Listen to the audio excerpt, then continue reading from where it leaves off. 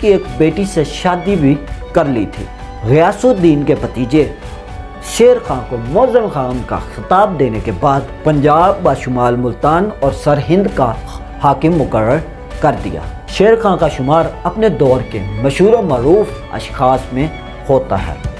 وہ نہایت نمایاں اور اہم صلاحیتوں کا حامل تھا۔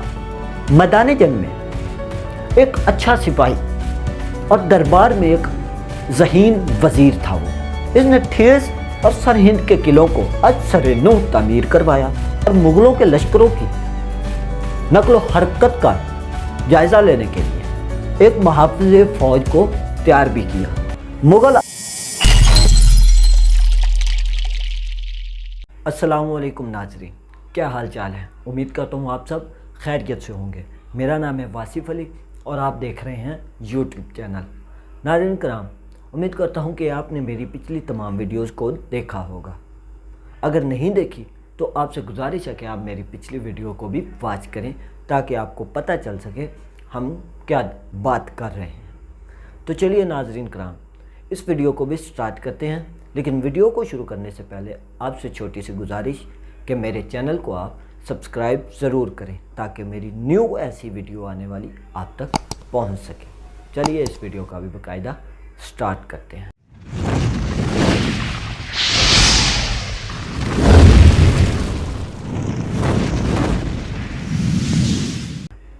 غیاث الدین اپنے دور کے دیگر معتبر عظیم آدمیوں کی طرح نسلاً ایک ترکی غلام تھا۔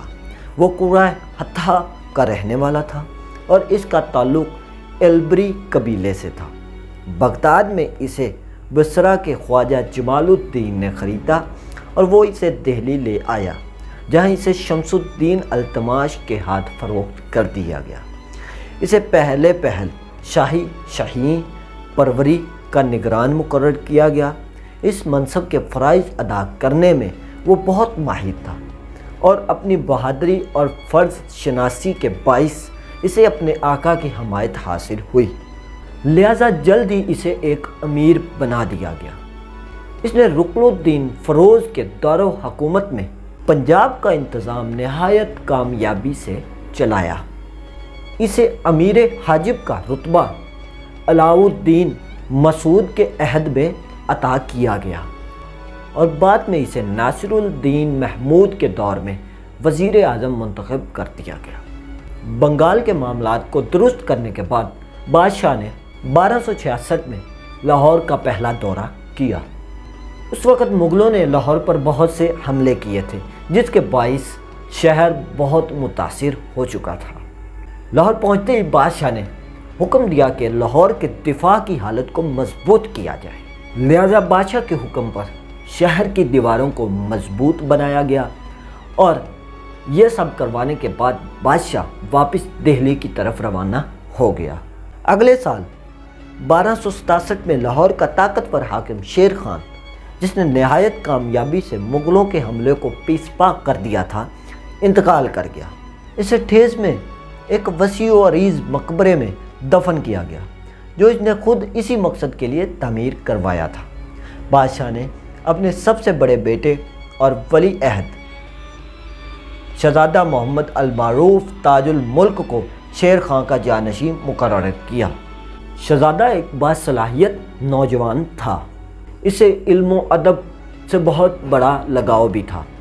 وہ خود بھی عربی اور فارسی کا مایہ ناز عالم بھی تھا۔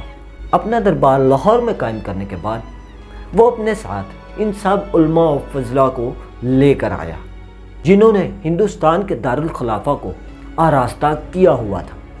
ان میں شہزادے کے پسندیدہ معلم ملک الاشرا حضرت امیر خسرو اور خواجہ حسن بھی تھے۔ لاہور میں اس کے پاس اپنے دور کے انتہائی عالم و فاضل شخص شیخ عثمان ترمذی بھی تشریف لائے، لیکن وہ جلد ہی اپنے آبائی وطن توران تشریف لے گئے۔ ایک روز جب شیخ صاحب علماء کے اجلاس میں، اور جس کی صدارت خود شہزادہ کر رہا تھا، اپنی عربی کی نظمیں پڑھ رہے تھے، شعر اس قدر عمدہ اور خوبصورت تھے کہ تمام شاعر گھومنے لگے۔ عالم و فاضل شہزادہ بھی اپنے آنسوؤں کو ضبط نہ کر سکا۔ شہزادے نے ملتان میں رہائش کے دوران 2 مرتبہ اس وقت کی مشہور و معروف شخصیت شیخ سعدی شیرازی کو 2 مرتبہ اپنے دربار میں آنے کی دعوت دی تھی، لیکن شیخ رحمت اللہ علیہ نے اپنے پیرانہ سالی کے باعث ان سے معذرت کر لی، لیکن آخرکار انہوں نے ان کے انتہائی پرزور اصرار پر ان کے بھیجے ہوئے تحفے طوائف کو قبول کر لیا۔ اس کے بدلے میں شیخ سعدی رحمت اللہ علیہ نے شہزادے کو اپنے تصنیف کے نسخے اور حضرت امیر خسرو رحمت اللہ علیہ کی نہایت تعریفی انداز میں کہی گئی تصنیف روانہ کی۔ بادشاہ کے حکم سے اس کے سب سے چھوٹے بیٹے قرا خان المعروف نصیر الدین نے مغلوں کی نقل و حرکت کا جائزہ لینے کے لیے ایک فوج کو بھرتی کی اور اسے منظم بنایا اور جائے مقرر کو دریائے بیاس پر تشکیل دیا گیا، جہاں شمال مغرب جانب سے حملہ ہونے کی صورت میں دشمن کو نکال باہر کرنے کے لیے دونوں شہزادے شاہی فوج کو ملا سکتے تھے۔ 1269 میں بنگال میں ایک بہت بڑی بغاوت کے باعث بادشاہ اپنے دارالحکومت سے 3 سال تک غیر حاضر رہا، کیونکہ حاکم بنگال تغرل خان نے بادشاہ کا لقب اختیار کر لیا تھا۔ اس بغاوت کو دبانے کے بعد بادشاہ واپس دہلی آ گیا، جہاں شہزادہ محمد اس کے پاس حاضر ہوا۔ اسے اپنے والد کے پاس آئے ہوئے 3 ماہ بھی نہیں ہوئے تھے کہ اس کے پاس خبر پہنچی کہ مغلوں نے ملتان پر حملہ کر دیا ہے۔ جب اسے یہ خبر ملی تو وہ نہایت تیزی سے ملتان کی طرف واپس کو لوٹا۔ اس نے دشمن پر اچانک حملہ کرنے کے بعد شکست دے دی اور بہت زیادہ قتل و غارت کرنے کے باوجود انہیں پیچھے دھکیل دیا گیا۔ ان تمام علاقوں کو بازیاب کر لیا گیا جو سلطنت کے ہاتھوں سے نکل چکے تھے، لیکن پنجاب ابھی ایک اور تباہی کا انتظار کر رہا تھا۔ اس وقت ہلاکو خان کا پوتا اور ایبی خان کا بیٹا ارغان خان ایران پر حکومت کر رہا تھا، جس نے غالباً 1257 میں اس سلطنت کو فتح کر لیا تھا۔ خراسان سے دریائے سندھ تک ایران کے مشرق صوبوں پر چنگیز خان کے خاندان کے تیمور خان کی حکومت تھی۔ اس نے غالباً اسی دور میں پچھلے سال کے دوران مغلوں کے قتل کا بدلہ لینے کے لیے 20,000 گھڑ سوار پر مشتمل فوج کے ہمراہ پنجاب پر حملہ کر دیا۔ پورے ملک کو دیاپال پور اور لاہور سمیت غارت کر دیا گیا اور دیہاتوں ویران ہو گئے۔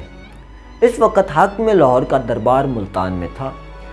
ان قتل و غارت گیری کی واقعات کے بارے میں سننے کے بعد محمد تیزی سے لاہور روانہ ہوا اور ایک زبردست مزاحمت کے لیے تیار ہو گیا۔ تیمور خان نے دریائے راوی تک آنے کے بعد دوسرے کنارے پر ہندوستانی فوج کے وسیع و عریض لشکر کا محاصرہ کیا۔ بہادری اور جرری شہزادہ مشہور مغل سردار سے برابری کے لحاظ سے مقابلہ کرنا چاہتا تھا، چنانچہ اس نے بغیر کسی چھیڑ چھاڑ کے اسے دریا پار کرنے دیا۔ دریا کے کنارے پار دونوں فوجوں کو جنگ کے مطابق ترتیب دے دیا گیا۔ دونوں برسپیکار ہو گئے۔ اس جنگ کے دوران دونوں سپہ سالاروں نے اپنے جوہر دکھائے اور بہادری اور شجاعت کا لوہا بھی منوایا۔ اتنی بڑی جنگ کے بعد آخرکار مغل پیشپا ہو گئے، لیکن ہندوستانیوں نے ان کا بہت دور تک تعاقب بھی کیا۔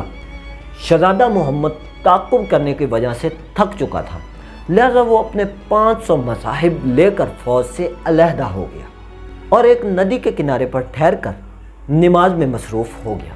تاہم عین اسی وقت ایک مغل سردار جس نے اپنے ساتھ 2000 گھڑ سواروں کو لے کر جنگل میں خود کو چھپا لیا تھا، اچانک شہزادے کی جماعت پر حملہ آور ہو گیا۔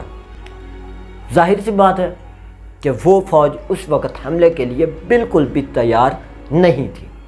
بہادر شہزادہ اپنے گھوڑے پر سوار ہو گیا اور اس نے اپنی مختصر سی فوج کو جنگ کے لیے حکم دے دیا۔ اس کے بعد ایک زبردست جنگ شروع ہوگی، جس کی وجہ سے دشمنوں کی کثیر تعداد ان پر غالب آ گئی۔